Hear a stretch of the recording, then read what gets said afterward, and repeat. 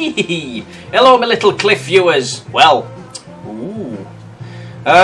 lots of action, eh, from banners. Put them last two parts of the video I did of banners, and I've had a hell of a lot of replies off Sheffield History website, Sheffield Forum website, and thank you for everybody that's posted on it. That's fantastic. I've been really pleased. Telling me from somebody's gran walking out wearing the hat that she was going to buy, to the actual cash system, you know, where the cash used to go along the rails, and then you change it, come back again. So fantastic. I was saying on there, it'd be good if I could get in there when I come down, and maybe, you know, go upstairs sort of thing, and have a look and see if this system's still in place. I mean, obviously it's taken out, but in some rooms it must be there. Maybe there must be some of the railing left there. It'd be fantastic to get some pictures of it. I know of a few people that I normally chat to, mainly Paul and Chris, mate. They always sending me photographs and information, and running up and down, and Attercliffe and whatnot. Most of them wearing multicoloured Doc Martens, pink skirts, and anything leather or rubber that you can buy from the Desire shop. Get a bit worried now. It seems that this Attercliffe walk that we're going to do when I come down, which we've still got to arrange, is going to be a stopping hanky-panky Desire and dress up and feather bows and high heels and stuff like that. Well, lads, if you're up for it, told you, there's a pint of baby shower in for it, which Chris has already won, by the way, for naming the street. Still waiting for my photograph, my old mate. Anyway, ramble, I'll shut up now. So, what we on next then? Video 27, and this is a fantastic place. A quote, I love this place. Got a lot of history with this one. So what I'm going to do is I'm going to load it up now. Originally, when I took these photographs, I didn't have, I didn't take one of this place. So I can't remember why. It was kind of a picture at the side, but like I said, it's back in '92. So when I went back last year, I took a picture because it's still there, and they had all the big sale signs on it and stuff. And same as with the next video that'll follow. So anyway, this is a picture for video 27 appearing in your screens now. Hitchens! Lovely. Right, hands up, kids, or old kids, or old Cliff kids. Who had all the clothes bought from Hitchens then? Who had all the toys bought from Hitchens? Ex-catalogue shop, classic. Right, how many you got your hands up? Oh, yeah. Anyway, bet there was a fair few. So, right, I'm going to read out. This is what I've got for Hitchens, and this is what I wrote so far, and I'll add bits and pieces in. Hitchens. This was the shop where most of my clothes and toys came from. It's all right. I can remember being dragged around for what seemed like hours, looking through all the clothes.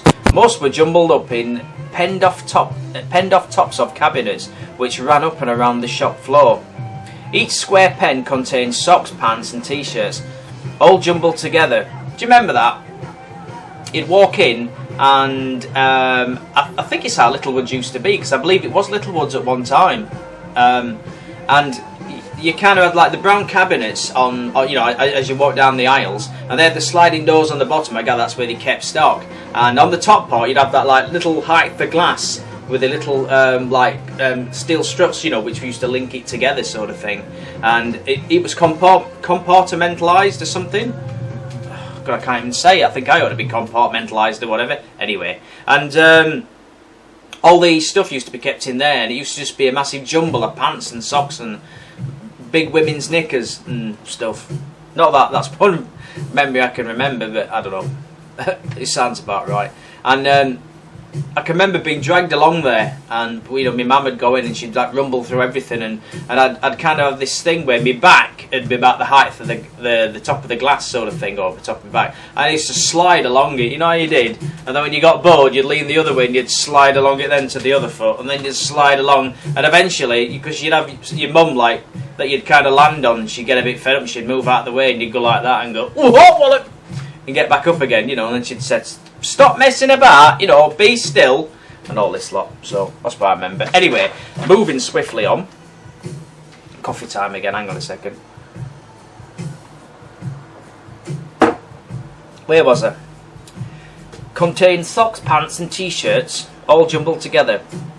Every summer holiday we would be there, a couple of weeks before getting kitted out for our holiday. You know what's coming, don't you? Right? I can remember me getting a blue tracksuit and my brother a red one. These were the old, remember the old like 70s Adidas tracksuits, which were like the kind of like joggy bottoms you can buy in Primark, that sort of thing, but like a lot tighter, with white nylon zips up the front. And if they were good ones, they had 2 stripes down, and if they were not so good ones, they had 1 stripe down. So kids used to poke fun at you. I believe that's right. Was it 2 stripes and 1 stripe? Anyway, mine had the one where it wasn't the best one, so probably the 1 stripe. And my brother got a red one. And t-shirts. Oh, I had a t-shirt, right, with an R2-D2 on and a C3PO. Now this was about, yeah, we're talking what, 77, 78 anyway, because what did Star Wars come out in 77, did it? From Star Wars, I've still got pictures, or my mom's still got pictures somewhere of me actually stood in, I don't think it's Skegness, I think it's Scarborough outside the castle with these tracksuits on.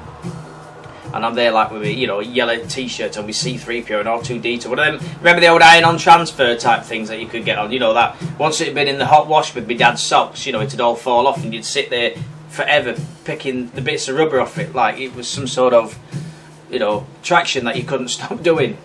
And I was there in my tracksuit and whatnot. My brother was the same. Every kid went to Hitchens, bless them. Right. And one Christmas, we both had a bright blue parka with a nylon zip. Every time I tried to zip mine up, the bloody thing would get stuck, and my dad would go crackers trying to unfasten it when it came apart from the bottom. You can guarantee, right, that we would be the last ones out of the rads at night because of the time spent on these bloody parkas. Now that's true. Honest to God, right?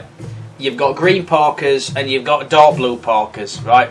These were kind of neither or neither. They were in between and kind of a light blue and like a shiny light blue, and they had this massive hood on. It looked like, I don't know, it looked like a big diving bell when it was all fastened, and all this great big fur around it, but really like white fur. It looked like some wolf had been threatened, had its fur ripped off and put around the front. And it had this really thick, and I mean thick, white nylon zip, not a metal zip, a nylon zip. And he got to the stage we'd wear them, and you had to be really careful. This is probably why they've been in Hitchens. Brilliant shop. And if you tried to zip it up too quick or unzip it too quick, it'd come apart at the bottom because it all used to ruffle. And I guaranteed my dad would go, don't you mess with that bloody parka, I'm warning you, don't you. Too late it'd come apart, and my dad would be there, and I'd be stood there like tears rolling down my face because I'd been shouted at in the club. Everybody buggered off, band packing up, and my dad would be there like trying to get this zip by zip, teeth by teeth going down, going, told you not to do that. Oh, murder, innit? They buy you these things and then they complain and blame you when they go wrong. Now I ask you. Anyway, thought you'd like that one, Dad, if you're watching. So, yeah. Bloody blue parkas. Oh, there's all sorts from there we had. All sorts of bits and pieces. Mostly clothes. I always came in sets. Why is it when you got a brother, you always come in, whatever I bought was always in sets? My brother would have a red tracksuit, I'd have a blue tracksuit. I'd have C3PO and R2-D2, he'd have monster trucks and cars or whatever it was. And we'd have like matching trainers as well. But we had the same parka, but obviously his would be a bit bigger than mine. But it was always the same.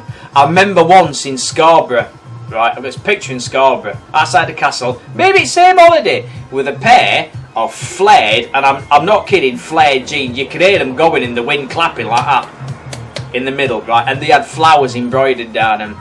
Now, what parents in the right mind buys kids flares with flowers embroidered down them? Bless them. Probably quite trendy then, but looking back at it now, very nostalgic and I love it. Ooh, anyway, I'm running out of time. So, yeah, what I'll do is I'll finish this for part 1 and I'll be back in part 2 for Rest of Hitchens. See you in a minute.